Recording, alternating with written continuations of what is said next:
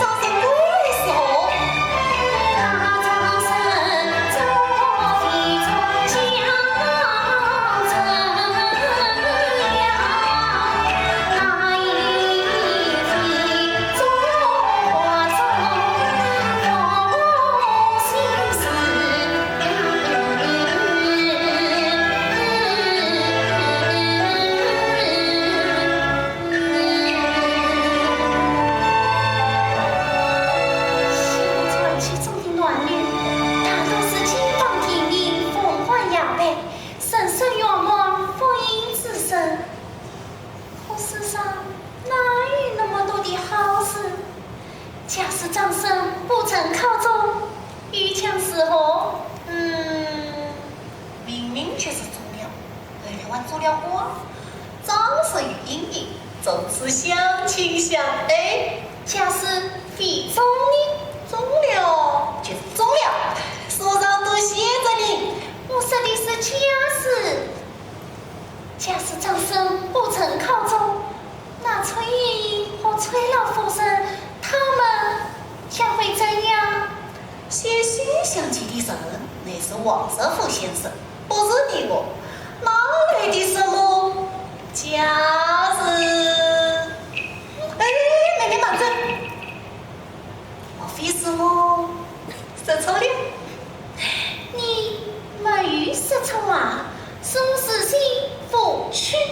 这是什么话？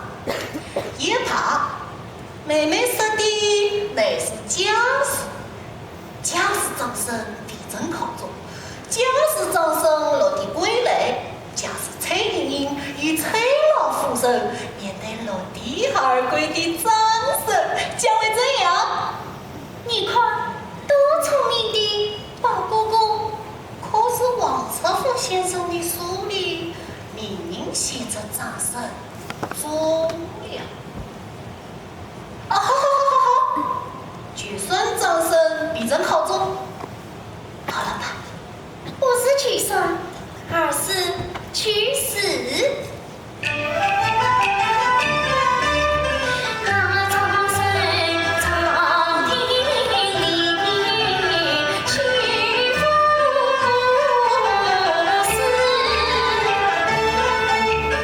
那一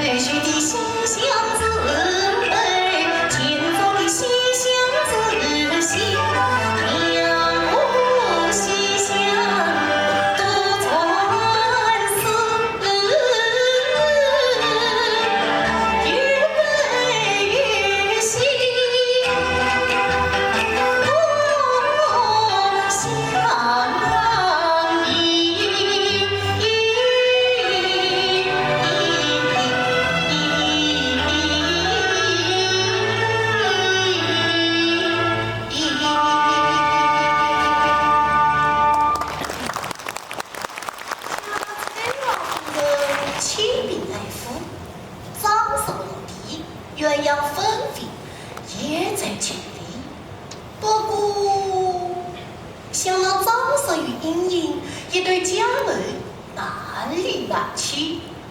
张生万事，忠良的好，忠良好，忠良好，莫夸万事不忠的好。为何？不是有句古话，会教夫婿免风寒吗？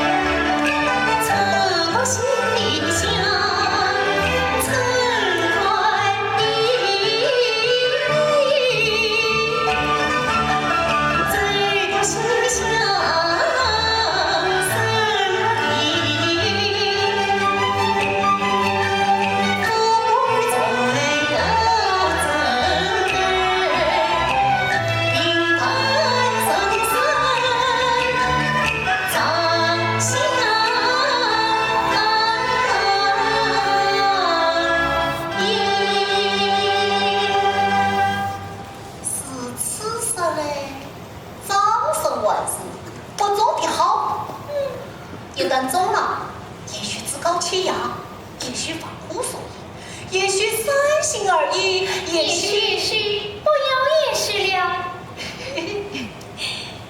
其实呀，我也不是凭空联想。那王师傅先生《西厢记》传记字里行间早已埋伏草书